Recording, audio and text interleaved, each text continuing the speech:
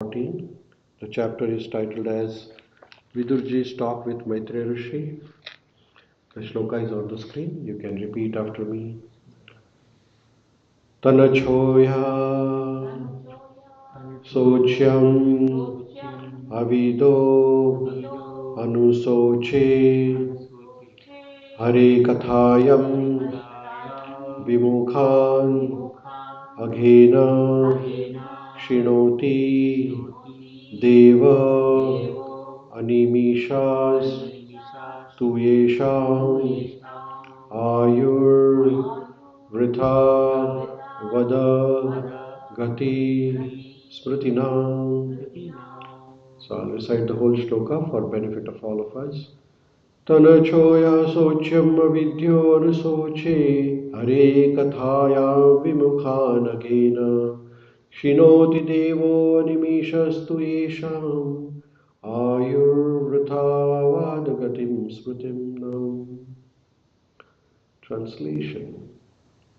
Vidurji is saying this to Maitreya Rishi. He says, O sage, persons who, because of their sinful activities, are averse to the topics of transcendence and thus ignorance of purpose of Mahabharata, Bhagavad Gita, are pitied by the pitiable. I also pity them because I see how their duration of life is spoiled by eternal time, while they involve themselves in presentation of philosophical speculations, theoretical ultimate goal of life, and different modes of rituals. Hare Krishna. So in this shloka, Vidurji is feeling very compassionate about the people who are not attracted towards the reading of Bhagavad Gita or Shrimad Bhagavatam. There are so many people on the planet, they try to read so many other literatures, but they do not want or they are not attracted by Shrimad Bhagavatam, Bhagavad Gita, Ramayana, Mahabharata, which are literatures which can help us to progress in our spiritual life. So their life, which is not spent for the service of Krishna, is spoiled by eternal time. In purport, Srila Prabhupada writes, according to the modes of material nature, there are three kinds of relationships between human and Supreme Personality of Godhead. Those who are in the mode of ignorance and passion are averse to the existence of God, or else they formally accept existence of God in the capacity of an order supplier.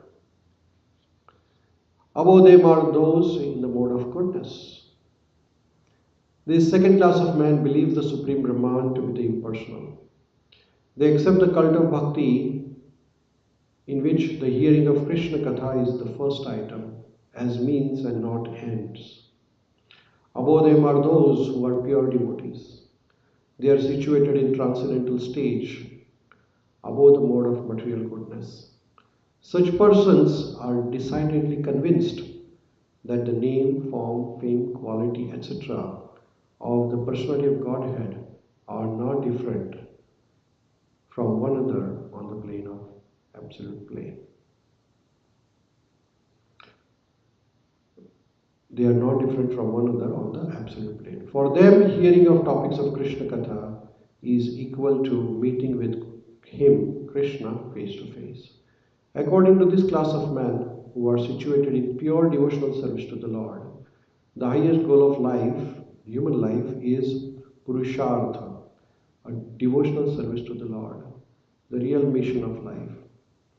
The impersonalists, because they engage in mental speculation, have no faith in personality of Godhead and have no business in hearing topics of Krishna. Such persons are pitiable for the first class pure devotees of Lord. The pitiable impersonalists pity those who are influenced by the modes of ignorance and passion. But the pure devotees of Lord take pity on them both because both waste their most valuable time in the human form of life in the false pursuit, namely sense enjoyment and mental speculation. Sense enjoyment and mental speculative presentations of different theories and goals of life. Srila Prabhupada ki jai. So here Srila Prabhupada tries to explain us in this purport that usually people are affected by the nature around them. They are either affected by sattva guna, rajo guna or tamo guna. Those who are in rajo guna or tamo guna, they either do not believe in the presence of God or they believe that God is order supplier. So people go to God usually to ask something. Hey Krishna, please give me this, so I will give you this. People nowadays they come to temple and they say, okay, if I get this much amount of success, then in exchange I will give you so much amount of money or something like that. So they think that God is there to their order supplier. So this is one class of man. So one class do not believe, another class they believe and they go to God if they need something. Otherwise they don't go. And there are people who are in the mode of goodness. They think that there is a God, but they don't believe in the form of God. They think that the God is a Brahman, light. God has no form. So that is another class of man. And then there are topmost class of the people who are called as bhaktas or devotees. They love God. Loving the God and knowing the God as an order supplier is different. When you love someone, you do something without condition, actually. Like mother serves a child out of love. So mother does not expect anything from the child. The mother serves the child because she loves the child. So for the child she can do anything. Similarly, pure devotees of the Lord, they love Krishna. And when they love Krishna, they can do anything for the service of Krishna. So they are interested in hearing about Krishna, they are interested in chanting the Krishna's name, they are interested in serving Krishna. While those in the mode of passion or ignorance, they are not interested in hearing about Krishna. Nowadays, if you tell somebody that, okay, can you please join us for Bhagavad Gita class, people are not interested. But if you tell them there is a movie going on, they can sit for a movie for 3 hours. But for Bhagavad Gita class or Shrimad Bhagavatam, people are not interested. People read newspaper for quite some time. Some people read newspaper 2-3 times in a day. But if you tell them, can you read one shloka of Bhagavad Gita every day? They say, no, we are very busy. They are interested in talking nonsense about movies or politics or maybe sports. But if you tell them that, okay, will you be able to chant Hare Krishna Mahamantra 5 minutes a day? Oh no, we are very busy. So these people are either in the mode of tamoguna, which is mode of ignorance, or mode of rajoguna, mode of passion. Hence, the people who know the value of human life, the pure devotees, they think that this human life is to connect. The purpose, ultimate goal of human life is to connect Atma with Paramatma. We are spirit souls. Our body is a temporary covering. This body is going to die one day. Now, when it is going to die, it's just a matter of time. Nobody is going to, no matter how beautiful you are, or no matter how powerful you are, or how rich you are, the body is going to die one day. Then what happens to Atma?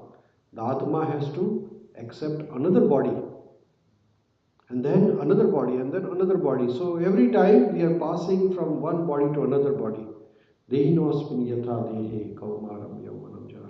So in this body, then when this body is finished, another body, and then one time we might get an animal body, or an insect body, or the bird body, or a reptile body, and then again, after going through 8,400,000 type of species, you come back to the human body. And human form of life is the highest form of living life on the planet actually. So, what is the purpose of this human life? The human life purpose is to unite, to serve Atma with Paramatma, to unite Atma with Paramatma, which is called yoga or yoga. Yoga means union, and what is the union of? The union of Atma with Paramatma is called yoga, and that is the Bhakti Yoga. Bhakti Yoga means with love you can unite with Paramatma, with Krishna. But people, instead of using their life uniting Atma with Paramatma, they use their life for sense gratification, which means that they try to enjoy uh, their life with eyes, nose, ears, belly, tongue, genitals. But more we try to enjoy, more we create problems for ourselves actually. Because too much eating is not good. Because people who try to have a lot of eating habits, lot of eating tendency, they become fat or obese, or people who are addicted to sweet get diabetes, or people who like to smoke, they get lung disease, heart disease. People who drink alcohol, they get liver disease. Yeah. So, and then for sense of enjoyment, you have to work very hard. It's nothing is cheap nowadays. So instead of that, simple living, high thinking. So our life should be very simple. Simple means no unnecessary requirements. Whatever basic food, two roti, dal, chawal, sabji is more than enough. And remaining of the time, instead of spending the time in accumulating more and more, people do two jobs, three jobs. Why? Because they want to accumulate. They think that they're going to carry all the money with them when they die. Nothing is going to come. The only thing which will come is your bhakti, your devotion. So more time we spend in hearing about Krishna Katha, hearing about Shrimad Bhagavad Gita, Bhagavatam. All this time will be used and it will be rewarded. While although you might have 2 degrees or 3 degrees or whatever the degrees you have, as soon as you are dead, all the degrees are finished. As soon as the body is finished, all the money is finished, all the relatives are finished. Uh, so whatever we are working very hard for is useless. But little bit of bhakti will come with you in the next life. If you have finished 1% bhakti in this life, then next life you start with 2% actually, not 0%. Bhakti comes with you, but nothing else comes with you. So here, Vidurji is saying that he feels pity, he feels compassionate for the people who are wasting the most valuable time of human life for doing the same activities which animals are doing. Animals are also eating, we are also eating. Animals are sleeping, we are sleeping. Animals are mating, we are mating. Animals are fighting, we are fighting. So how we are different than animals? The only way we are different than animals is that we have this higher intelligence by which we can think that the human life is for some higher purpose. And that higher purpose is to unite Atma with Paramatma through the process of bhakti. And process of bhakti involves chanting the mantra Hare Krishna, Hare Krishna, Krishna Krishna, Hare Hare, Hare Rama, Hare Rama, Rama Rama, Hare Hare. If I invite a dog in this room, the dog will not be able to chant this mantra. If I invite a cat to read Shrimad Bhagavatam or Bhagavad Gita, cat will not read. So the animals are not interested in this, but we as a human being have a higher prerogative, higher possibility. So we are here for Bhakti Yoga. That is the ultimate purpose of human life. Srila Prabhupada. Intelligent person tries to philosophy speculate, and then he's understood everything, but the third person doesn't understand. Yeah, so people who have a knowledge, it is a responsibility of them to awaken the people who are in the sleeping mode. If somebody is not aware, then it is our duty to help them, to be compassionate, and that is what all the sages do. Srila Prabhupada traveled America to help those who are not aware about bhakti, who are not aware about the purpose of human life. So it is a responsibility of citizen to help other person who is in need.